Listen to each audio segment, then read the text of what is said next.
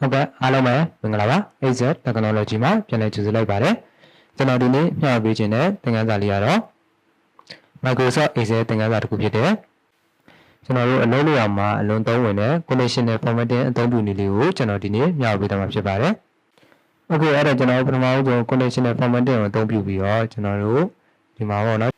Excel အမှတ်စင်းတွေပေါ့နော်ဒီအမှတ်စင်းတွေမှာကျွန်တော်တို့ဥပမာကျွန်တော်တို့က80ထက်ရှိရဲ့မက်ဆေ့တွေကိုကျွန်တော်တို့အကြောင်းတစ်ခုသတ်မှတ်ကြည့်မယ်ပေါ့နော်နောက်တစ်ခုကကျွန်တော်တို့40အောက်ရှိရဲ့မက်ဆေ့တွေကိုကျွန်တော်တို့အကြောင်းတစ်ခုသတ်မှတ်ပြီးတော့ကြည့်ကြည့်မယ်ပေါ့နော်โอเคအဲ့လိုမျိုးလေးလုပ်မှဆိုရင်ကျွန်တော်တို့ဘယ်လိုလုပ်မလဲပေါ့နော်โอเคအဲ့တော့ကျွန်တော်တို့သတ်မှတ်ခြင်းတဲ့အမက်ဆေ့တွေကိုကျွန်တော်တို့ဆက်လက်ပေးလိုက်မယ်ပေါ့နော်โอเคကျွန်တော်တို့ဒီကနေကျွန်တော်စသတ်မှတ်မှာဖြစ်တဲ့အတွက်ဒီမှာကျွန်တော်တို့ကာစာထောင်ပဲပြီးရင်ကျွန်တော်တို့ဒီစီသတ်မှတ်မှာပေါ့နော်ဒီ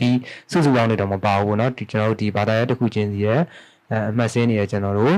့အနည်းအများအကြောင်းလေးတတ်မှတ်ပြီးတော့ကျွန်တော်ကြည့်ကြည့်မယ်ပေါ့နော်။ Okay အဲ့တော့ကျွန်တော်တို့ဒီຢာလေးကိုကျွန်တော်ဆက်လက်ပေးလိုက်မယ်။ Okay နော်ကျွန်တော်ဒီထိပေါ့နော်ကျွန်တော်အကုန်လုံးဆက်လက်ပေးလိုက်မယ်။ပြီးတော့ရင်ကျွန်တော်တို့ဒီမှာ conditional formatting နဲ့ကိုကျွန်တော်ဝင်လိုက်မယ်ပေါ့နော်။ Okay ပြီးတော့ရင်ကျွန်တော်ဒီမှာ highlight cell rule ဆိုတာရှိရပေါ့နော်။အဲ့ဒါကိုကျွန်တော်တစ်ချက်ဝင်မယ်။ပြီးကျွန်တော်တို့ဒီမှာ greater than ရှိမယ် less than ရှိမယ်ပေါ့နော်။ကျွန်တော်တို့ဒီအောက်မှာရှိသေးတယ်နော်။ between တို့ equal to တို့နော်ဒါမျိုးတွေကျွန်တော်ရှိမယ်။ Okay ကျွန်တော်ပထမဆုံးကျွန်တော်တို့အသုံးပြုမှာ greater than ပေါ့နော်။ Okay အဲ့တော့ greater than ကိုကျွန်တော်ဝင်လိုက်မယ်။ပြီးတော့ရင်ကျွန်တော်တို့ဒီမှာအရောင်လေးသတ်မှတ်ကြည့်မယ်ပေါ့နော်။ Okay ဒီမှာကျွန်တော်တို့ကဥပမာကျွန်တော်80အထက်ရှိတဲ့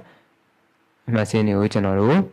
အရောင်တစ်ခုထားကြည့်မယ်ပေါ့နော်။အဲ့တော့ကျွန်တော်တို့ဒီမှာကိုထည့်ခြင်းတဲ့အရေးအတွက်ပေါ့နော်။80ဖြစ်ဖြစ်90ဖြစ်ဖြစ်ပေါ့နော်။ကျွန်တော်တို့ကဥပမာ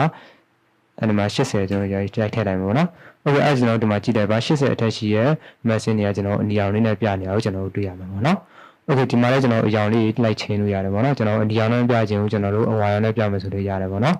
Okay ဒီမှာအစိမ်းရှိမယ်ကျွန်တော် light web page ရှိမယ်ပေါ့နော်ကျွန်တော်ကိုကြိုက်တဲ့ရောင်လေးကျွန်တော်တို့ပြောင်းလို့ရမယ်ပေါ့နော် Okay ကျွန်တော်ဒီမှာအဝါရောင်လေးထားကြည့်လိုက်မယ် Okay နော်ပြီးကျွန်တော် Okay ပေးလိုက်မယ် Okay အဲ့ကျွန်တော်ဒီမှာကြည့်လိုက်ပါ80ထက်ရှိတဲ့အမှတ်စင်းတွေကကျွန်တော်တို့အဝါရောင်လေးနဲ့ပြနေအောင်ကျွန်တော်တို့တွေ့ရမယ်ပေါ့နော် Okay ဒီမှာ85 99 93 83 85နော် Okay ဒီမှာ80အထက်ရှိရဲ့မှတ်စင်းတွေကကျွန်တော်တို့ဒီမှာအဝါရောင်လေးနဲ့ပြနေအောင်ကျွန်တော်တို့တွေ့ရမှာပေါ့နော်။ Okay နောက်တစ်ခုကကျွန်တော်တို့ကနောက်တစ်ခုသတ်မှတ်ကြည့်မှာကျွန်တော်ဥပမာ40အောက်ရှိတဲ့အမှတ်စင်းတွေကိုကျွန်တော်အရောင်တစ်ခုနဲ့ကျွန်တော်ကြည့်ကြည့်မှာပေါ့နော်။ Okay အဲ့ဒါကျွန်တော်ဒါတွေအကုန်လုံးကျွန်တော်ဆက်လက်ပြန်ပေးလိုက်မယ်။ပြီးရင်ကျွန်တော်တို့ conditional formatting ကိုပြန်ဝင်လိုက်မယ်။ပြီးရင် highlight cell ကိုဝင်လိုက်မယ်။ပြီးရင်ကျွန်တော်ကဒီတစ်ခါကျွန်တော်တို့က less than ပေါ့နော်။ကျွန်တော်40အောက်ပေါ့နော်40အောက်ရှိတဲ့အမှတ်စင်းတွေကိုကျွန်တော်တို့ကအကြောင်းတစ်ခုနဲ့ကြည့်နေတာဖြစ်တဲ့အတွက်ကျွန်တော်က less than ကိုကျွန်တော်ဝင်လိုက်မယ်ပြီးတော့ရင်ကျွန်တော်တို့ဒီမှာ40ဆိုကျွန်တော်ရိုက်ထည့်လိုက်မယ်ပေါ့နော် Okay ကျွန်တော်တို့ဒီမှာကြည့်လိုက်ပါ40အောက်ရှိတဲ့အမှတ်စင်းတွေကကျွန်တော်အနီရောင်လေးနဲ့ပြနေအောင်ကျွန်တော်တို့တွေ့ရမှာပေါ့နော်ဒီမှာ25 35 35ပေါ့နော် Okay နော် Okay ကျွန်တော်တို့ဒီမှာလည်းကျွန်တော်အရောင်လေးချိန်လို့ရတယ်ပေါ့နော်ကျွန်တော်ဒီရောင်ပဲထားလိုက်မယ်နော် light web ပြီးပဲကျွန်တော်ထားလိုက်မယ်ပြီးရင် Okay ပေးလိုက်မယ် Okay နော်အဲ့ကျွန်တော်တို့ဒီမှာ40အောက်ရှိတဲ့အမှတ်စင်းတွေကကျွန်တော်တို့အနီရောင်လေးနဲ့ပြနေအောင်ကျွန်တော်တို့တွေ့ရမှာပေါ့နော် Okay နော်ဒီမှာဘယ်နှယောက်ရှိမလဲ1ယောက်2ယောက်3ယောက်4ယောက်ရှိမှာပေါ့နော် Okay ကျွန်တော်တီးတိုင်းလိုက်ရှာကြရမလို့ပဲကျွန်တော်တို့ဒီမှာအယောင်လေးကျွန်တော်သတ်မှတ်ပြီးတော့ကျွန်တော်တို့ကြည့်လို့ရတယ်ပေါ့နော်အလွယ်တကူကြည့်လို့ရတယ်ပေါ့နော် Okay Okay ဒါလေးကကျွန်တော်တော်တော်လေးကိုအသုံးဝင်ပါတယ်နော်ကျွန်တော်ဥပမာကျွန်တော် company တစ်ခုမှာလာစာစရင်းတွေပါကျွန်တော်တို့အနည်းအများကျွန်တော်တို့အယောင်လေးနဲ့ကျွန်တော်သတ်မှတ်ထားလို့ရတယ်ပေါ့နော်ဘယ်သူကတော့ဘယ်လောက်ဘယ်ကနေဘယ်လောက်ထိဆိုကျွန်တော်တို့အယောင်တစ်ခုလာစာဘယ်ကနေဘယ်လောက်အောက်ဆိုရင်ကျွန်တော်အယောင်တစ်ခုပေါ့နော် Okay ဒါမျိုးလေးကျွန်တော်သတ်မှတ်ပြီးတော့ကြည့်လို့ရတယ်ပေါ့နော် Okay အဲ့ဒါကျွန်တော်တို့ဒါတွေမလို့ကျွန်တော်တို့ဆိုရင်ကျွန်တော်တို့ပြန်ဖြတ်ချင်တယ်ဆိုရင်ကျွန်တော်ဒါတွေအကုန်လုံးကျွန်တော်ဆက်လက်ပေးလိုက်ပြီးတော့ကျွန်တော်တို့ conditional formatting နဲ့ဝင်လိုက်ပြီးကျွန်တော်တို့ဒီမှာclear rule ဆိုတာရှိရပေါ့နော်အဲ့ဒီမှာကျွန်တော်တို့ clear rule from selected cell ပေါ့နော် Okay အဲ့လေးကျွန်တော်နှိပ်လိုက်မယ် Okay အဲ့ကျွန်တော်တို့ပြန်ပြီးတော့ပြောက်သွားပြီပေါ့နော်မရှိတော့ဘူးပေါ့နော် Okay အဲ့ဒါကျွန်တော်နောက်တစ်ခုပြောချင်တာကျွန်တော်တို့ကကိုကြည့်ချင်တဲ့ဟာတွေကိုကျွန်တော်တို့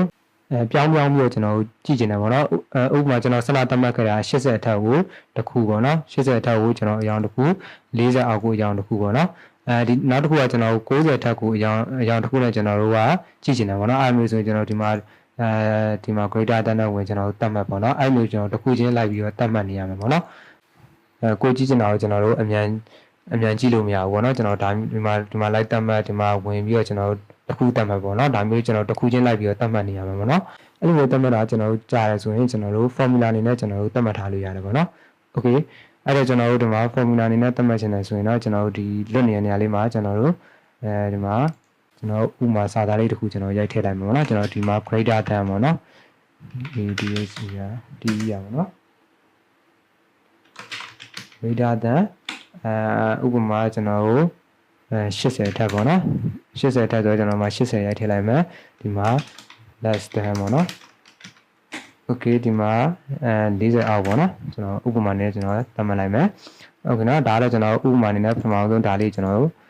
သတ်မှတ်လိုက်မယ်ပြီးတော့ရင်ကျွန်တော်တို့အခုဒီအမှတ်စင်းလို့ကျွန်တော်သတ်မှတ်ပြလိုက်တော့ဒါတွေအကုန်လုံးကျွန်တော်ဆက်လက်ပေးလိုက်မယ်ဆက်လက်ပေးပြီးရင်ကျွန်တော်ဒီမှာ conditional formatting နဲ့ကျွန်တော်ပြန်ဝင်လိုက်မယ်အဲ့ဒီမှာကျွန်တော်တို့ဒီအောက်ဆုံးက manage rule ဆိုတာရှိရပေါ့နော်အဲ့ဒီကိုကျွန်တော်တို့တစ်ချက်ဝင်လိုက်မယ် okay နော်ကျွန်တော်တို့ဒီမှာ new rule ဆိုတာရှိရပေါ့နော်အဲ့ဒီကျွန်တော်နှိပ်လိုက်မယ်နှိပ်ပြီးရင်ကျွန်တော်တို့ဒီအောက်ဆုံးမှာ use a formula to determine ဆိုတာရှိရပေါ့နော် okay နော် okay အဲ့ဒီစာကြောင်းလေးကိုကျွန်တော်တို့အချက်ရွေးလိုက်မယ်ရွေးလိုက်ရင်ကျွန်တော်ဒါမျိုးလေးပေါ်လာမှာပေါ့နော်ဒီမှာကျွန်တော်တို့ရိုက်ထည့်ရမယ်ကျွန်တော်တို့ပညာချင်းပေါ့နော်ပညာချင်းရိုက်ထည့်မယ်ပြီးတော့ရင်ကျွန်တော်တို့ဒီရှေ့ဆုံးကကျွန်တော်တို့အကွက်လေးကိုကျွန်တော်ဆက်လက်ပေးလိုက်မယ်ဆက်လက်ပေးလိုက်မယ်ဆိုကျွန်တော်ဒါမျိုးလေးပေါ်လာမယ်အဲ့ထဲမှာကျွန်တော်တို့ဒေါ်လာဆိုင်းလေးတွေကျွန်တော်ဖြတ်လိုက်မယ်ပေါ့နော် okay okay အဲ့ဒါကျွန်တော်ဒါမျိုးလေးရပြီဒါမျိုးလေးရပြီဆိုကျွန်တော်တို့ကအခုကကျွန်တော်တို့က greater than ကိုတတ်မှတ်မှာပထမဆုံးတတ်မှတ်ကြည့်မယ်ပေါ့နော်greater than ကိုတတ်မှတ်မှာဖြစ်တဲ့အတွက်ကျွန်တော်တို့ဒီမှာ keyboard က greater than ဆိုတော့ကျွန်တော်နှိပ်လိုက်မယ်ပေါ့နော်ဒါမျိုးလေးပေါ့နော် okay နော် greater than ကိုကျွန်တော်နှိပ်လိုက်မယ်ပြီးကြရင်ကျွန်တော်တို့ဒီမှာဒီ greater than အကွက်ကိုကျွန်တော်ဆက်လက်ပေးလိုက်မယ်ပေါ့နော်ဒီ80ဆိုရဲအကွက်ကိုကျွန်တော်ဆက်လက်ပေးလိုက်မယ်ဆက်လက်ပေးလိုက်မယ်ဆိုကျွန်တော်ဒါမျိုးလေးဝင်လာပြီပေါ့နော် okay နော်ပြီးတော့မှကျွန်တော်တို့ဒီမှာအရောင်တတ်မှတ်မယ်ပေါ့နော်ကျွန်တော်အရောင်တတ်မှတ်မယ်ဆိုရင်ကျွန်တော် format ထဲကိုကျွန်တော်ဝင်မယ်ပေါ့နော်ဒီမှာဆိုရင်ကျွန်တော်နောက်ခံရောင်ဆိုရင်ကျွန်တော် fade ပေါ့နော်ဒီမှာ font တွေကိုလည်းကျွန်တော်ဒီမှာတတ်မှတ်လို့ရတယ်ပေါ့နော်ကျွန်တော်ဒီ font နဲ့ဝင်လိုက်မယ် font တွေကိုလည်းကျွန်တော်အရောင်လေးတတ်မှတ်လို့ရတယ်ပေါ့နော်ကျွန်တော်ဒီမှာကိုကြိုက်တဲ့ရောင်လေးတတ်မှတ်လို့ရတယ်ဒီ font တွေလည်းကျွန်တော် bold တွေပေးလို့ရတယ် italic တွေလုပ်လို့ရတယ်ပေါ့နော် okay နော်ကျွန်တော် font တော့မတတ်မှတ်တော့ဘူးကျွန်တော်နောက်ခံ background လေးကိုပဲကျွန်တော်တတ်မှတ်မှာဖြစ်တဲ့အတွက် fade တွေကိုကျွန်တော်ဝင်လိုက်မယ်ပေါ့နော် okay ကျွန်တော်ဒီမှာgreater than ကိုကျွန်တော်ဘယ်ရောင်နဲ့ပြမယ်လို့နော်ဥမာကျွန်တော်တို့ကဒါအပြောင်လေးကျွန်တော်ဥမာရွေးလိုက်မယ်အခုနော်ဒီပြာကြီးကကျွန်တော်နည်းနည်းလေးထင်းနေရပေါ့နော်ကျွန်တော်အယောင်မှန်မှန်လေးထားခြင်းနဲ့ဆိုရင်ကျွန်တော်တို့ဒီမှာလည်းလိုက်ပြောင်းလို့ရတယ်လို့ကျွန်တော်တို့ဒီမှာပြောင်းခြင်းဆိုရင်ကျွန်တော်မိုးကလာတဲ့ကျွန်တော်ဝင်လိုက်မယ်ဝင်သွားရင်ကျွန်တော်တို့ဒီမှာဒါမျိုးလေးပေါ်လာပြီပေါ့နော် okay ဒီမှာ custom ရှိရယ် standard ရှိရယ်ပေါ့နော်ကိုကြိုက်တဲ့ဟာကိုကျွန်တော်ရွေးလို့ရတယ်ကျွန်တော် standard ထဲမှာလည်းဝင်ပြီးတော့ချိန်လို့ရတယ်ပေါ့နော်ဒီမှာလည်း color တွေအများကြီးရှိရယ်ကျွန်တော် custom နဲ့ပဲကျွန်တော်ဝင်လိုက်မယ်ပြီးတော့ရင်ကျွန်တော်တို့ဒီမှာဒီရောင်ရအရန်ထင်းနေဖြစ်တဲ့အတွက်ဒီတုံးလေးကိုကျွန်တော်တို့အပေါ်လေးနည်းနည်းလေးတိုးပေးလိုက်မှာပေါ့နော် okay နော်အဲ့ကျွန်တော်အရောင်လေးနည်းနည်းလေးဖြော့ဖြော့လေးဖြစ်သွားပြီပေါ့နော်ကျွန်တော်ဒီနေရာလေးကိုကြည့်ပါနော် okay နော်ဒီအောက်ကမူလအရောင်new ကျွန်တော်အပေါ်ကအရောင်ကကျွန်တော်တို့ဒီရောင်လေးပေါ့နော် okay နော်ဒီအောက်ကငကိုရောင်ပေါ့နော် okay နော်ဒါတော့ကိုကြိုက်တဲ့ရောင်လေးသတ်မှတ်လို့ရတယ်ပေါ့နော်ကျွန်တော်အရောင်လေးဖြော့ဖြော့လေးပဲထားလိုက်မယ်ပြီးကျွန်တော် okay ပေးလိုက်မယ်နော်အဲ့ဆိုကျွန်တော်အပြောင်ဖြော့ဖြော့လေးဖြစ်သွားပြီပေါ့နော် okay ပြီးတော့ကျွန်တော်တို့ okay ပေးလိုက်မယ် okay နော်ပြီးတော့ကျွန်တော်တို့ okay ထပ်ပေးလိုက်မယ်ပေါ့နော် okay အဲ့ကျွန်တော်တို့ဒီမှာ greater than တော့ကျွန်တော်တို့သတ်မှတ်ပြီးသွားပြီပေါ့နော် okay နော်ဒီမှာကျွန်တော်မြင်မှာနော် okay ပြီးတော့ကျွန်တော်တို့ less than တော့ကျွန်တော်သတ်မှတ်မယ်အဲ့တော့ကျွန်တော် new ပဲကိုကျွန်တော်ဝင်မယ်ပေါ့နော်ထပ်ပြီးတော့ဝင်လိုက်မယ်ဝင်ပြီးရင်ကျွန်တော်ဒီအောက်ဆုံးက use a formula ကိုကျွန်တော်ထပ်ရွေးလိုက်မယ်ဒီမှာလည်းကျွန်တော်ဆန္ဒတိုင်းပဲညီမြချင်းရိုက်ထည့်မယ်ပြီးရင်ကျွန်တော်တို့ရှေ့ဆုံးအကွက်လေးကိုဆက်လက်ပေးမယ်ပြီးရင်ကျွန်တော်တို့ဒီ dollar sign လေးတွေကိုကျွန်တော်တို့ဖြတ်မယ် okay နော်ဖြတ်ပြီးရင်ကျွန်တော်တို့ကအခုကကျွန်တော် less than တော့တတ်မှတ်မှာဖြစ်တဲ့အတွက်keyboard က less than ကိုကျွန်တော်ရိုက်ထည့်လိုက်မယ် okay နော်ပြီးတော့ရင်ကျွန်တော်တို့ဒီမှာless than ကွက်လေးကကျွန်တော်40ဆိုတာကိုကျွန်တော်တို့ဆက်လက်ပေးလိုက်မယ် okay နော်ဒီမှာဝင်သွားပြီပေါ့နော် okay ပြီးရင်ကျွန်တော်ဒါလေးကိုလည်းအကြောင်းတတ်မှတ်မယ်အဲ့တော့ကျွန်တော် format ထဲဝင်လိုက်မယ်ဒါလေးတော့ကျွန်တော်က40အောက်ပေါ့နော် okay less than ဖြစ်တဲ့အတွက်ကျွန်တော်အနီရောင်လေးနဲ့ကျွန်တော်ရွေးလိုက်ပါတော့ဒါတော့ကိုကြိုက်တဲ့ရောင်ရွေးလို့ရတယ်ပေါ့နော်ကျွန်တော်အနီရောင်လေးရွေးလိုက်မယ်ဒါကြီးကလည်းအရန်ထင်းနေဆိုကျွန်တော်အနီရောင်ဖြော့ဖြော့လေးရွေးမယ်နော်အဲ့တော့ကျွန်တော်တို့ကဒီမှာနော်မိုးကလာတဲ့ကျွန်တော်ဝင်လိုက်မယ်ပြီးတော့ကျွန်တော်တို့ဒီမှာcustom နဲ့ပဲကျွန်တော်ဝင်လိုက်မှာနော်ဒီတွေကမှကျွန်တော်ဝင်ပြင်လိုက်မယ်ဒီတုံးလေးကျွန်တော်အပေါ်လေးနည်းနည်းရွှေ့လိုက်မယ် okay အဲ့ကျွန်တော်အနီရောင်ဖြော့ဖြော့လေးဖြစ်သွားပြီပေါ့နော် okay ဒီမှာကြည့်ပါနော်ပြီးကျွန်တော် okay နှိပ်လိုက်မယ်ပြီးရင် okay ထပ်နှိပ်လိုက်မယ် okay နော်ဒါကြိုက်ပြီဆိုရင်ကျွန်တော်တို့ okay ထပ်နှိပ်လိုက်မှာပေါ့နော် okay ကျွန်တော်ဒီမှာနှစ်ခုတတ်မှတ်လိုက်ပြီနော် greater than တစ်ခု less than တစ်ခုပေါ့နော် okay ပြီးရင်ကျွန်တော် apply နှိပ်ကြည့်လိုက်မယ်နော် apply နှိပ်ပြီးကျွန်တော် okay နှိပ်လိုက်မယ် okay အဲ့ကျွန်တော်ဒီမှာကြည့်လိုက်ပါ ဒီမှာ80အထက်ကိုကျွန်တော်တို့ဒီမှာအရောင်ကအပြောင်နုလေးနဲ့ကျွန်တော်ပြနေရပါတော့အပြပေးရပါတော့โอเคဒီမှာ40အောက်ဆိုရင်ကျွန်တော်အနီရောင်လေးနဲ့ကျွန်တော်ပြပေးရပါတော့ဒီမှာနော်โอเคနော်โอเคဒီမှာလည်းကျွန်တော်တို့ကကိုပြောင်းကြည့်တဲ့အရေးတော့ကိုကျွန်တော်အလွယ်တကူပြောင်းကြည့်လို့ရတယ်ပေါ့နော်ဥပမာကျွန်တော်တို့ဒီမှာ80အထက်မှာဝင်နေကျွန်တော်90ထက်ပဲကျွန်တော်ကြည့်နေဆိုကျွန်တော်ဒီနေရာလေးမှာ90ဆိုကျွန်တော်ရိုက်ထည့်လိုက်မယ်ဥပမာကျွန်တော်တို့မှာ80အထက်မှာဝင်နေကျွန်တော်တို့က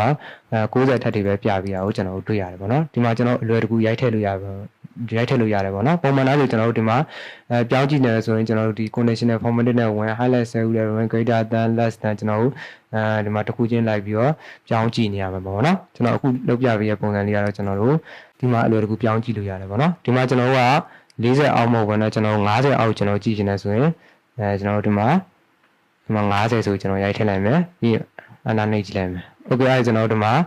50အောက်တွေကိုကျွန်တော်တို့အနီရောင်လေးနဲ့ပြပြအောင်ကျွန်တော်တို့တွေ့ရတယ်ပေါ့နော်ကျွန်တော်ဒီမှာကြည့်ပါနော်ဒီမှာ45 35 45 25 45โอเคနော်ဒါဆိုရင်ကျွန်တော်50အောက်တွေပေါ့နော်